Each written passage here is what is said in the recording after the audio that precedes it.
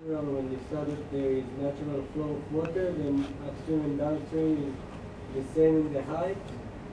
With respect to species richness and species... No, even think... Here? Yeah, you said that...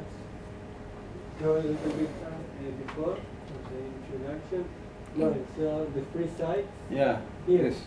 The 3 weeks after June. I didn't understand what to... So, what I wanted to do was study the persistence of the effect this caused. Okay. I had time for 2 such samplings. These are after the natural flows return. This is right after when they stop taking water and some of the natural water return, and this is when some of the more it keeps increasing till the next summer.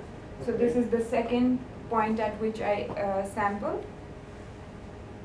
So you said that there is less, the abundance was Going down.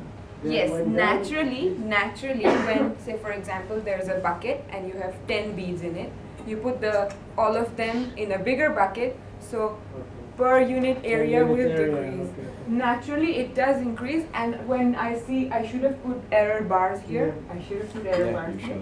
This difference is not significant, the one in blue. But when you see the difference here, this is significant, which means that water abstraction is causing a significant difference due to occasion also.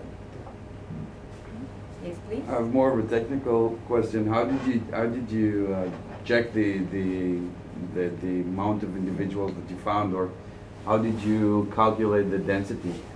So it was very easy to calculate the density. All I had to do was do total counts. I have the sampling that I use is called Serber sampler. It's one, say for example, this one tile, I collect all individuals in one tile. Okay. All the individuals that I count, if it's 10 per tile, so in this graph, I plotted 10. Sorry.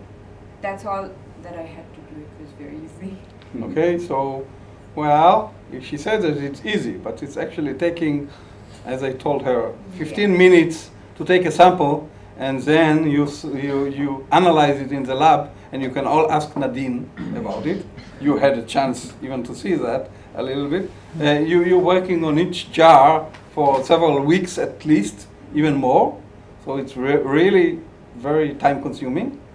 But still, you have to identify the species, the macroinvertebrates, to the lowest level possible, count them, okay, or like this, and then you have the density per unit area, okay? Yes, it was like 3 weeks in field, took me 6 months in lab to get this graph. How much replicates you had for each? For each, I took 5. So we use this graph, which is species richness graph. When it starts to taper off, I stop there. I took 10 samples from each side, but at 5 samples, the graph began to taper off. That the number of species I was finding was not increasing, so it was 5. Okay, great. Other questions or comments? Okay, thank you very much again. Thank you so much. להתראות בשבוע הבא.